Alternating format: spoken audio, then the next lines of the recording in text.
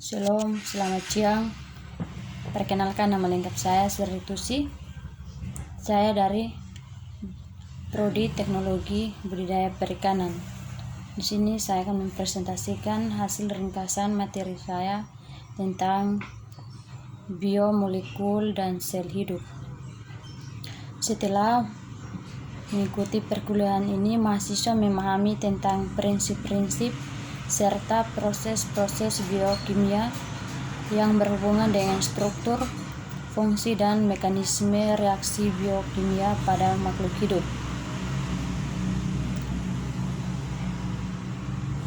Mengapa sel hidup dikatakan hidup pada hanya terdiri dari benda-benda atau senyawa-senyawa yang tidak hidup? Apakah biologi bisa mencapai tujuan yang mendasarkan, yaitu menentukan molekul-molekul atau senyawa yang terdapat di dalam jasad hidup setelah saling mengadakan interaksi dan menangkap ciri hidup?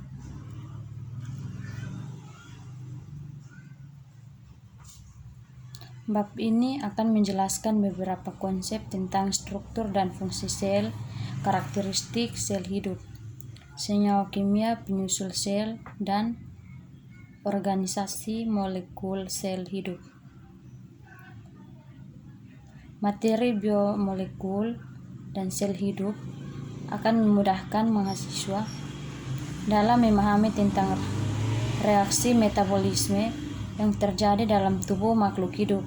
Dengan mengetahui susunan kimia, struktur, dan sifat sel, maka proses kimia yang disebut metabolisme sebagai akibat dari pengaruh senyawa atau biomolekul dapat dipahami dengan baik.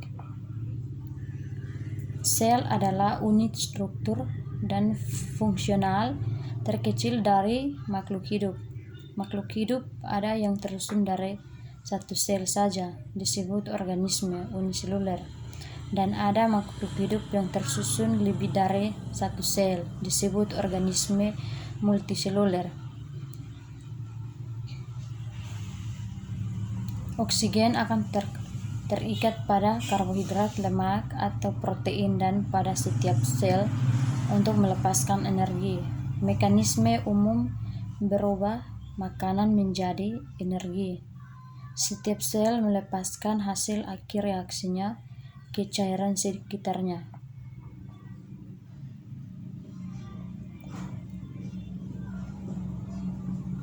Senyawa kimia penyusun sel hidup.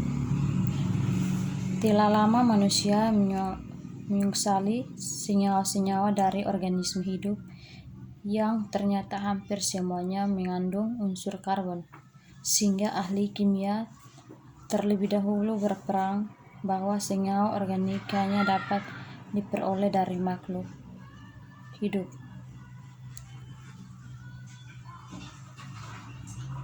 Media cairan untuk dari sel adalah air yang terdapat dalam konsentrasi 70-85%. Banyak bahan-bahan kimia sel larut dalam air, sedang yang lain terdapat dalam bentuk suspensi atau membranous. Elektronik berpenting dari sel adalah kalium.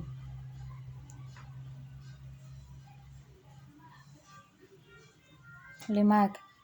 Asam lemak yang merupakan komponen membran sel adalah rantai hidrokarbon yang panjang, sedang asam lemak yang tersimpan dalam sel adalah trasilogliserol, merupakan molekul yang sangat hidrofobik. Karena molekul ini tidak larut dalam air atau larutan garam, maka akan membentuk lipid tropel dalam sel lemak yang merupakan sumber energi. Molekul lemak yang mengusung membran sel mempunyai gugus hidroksil.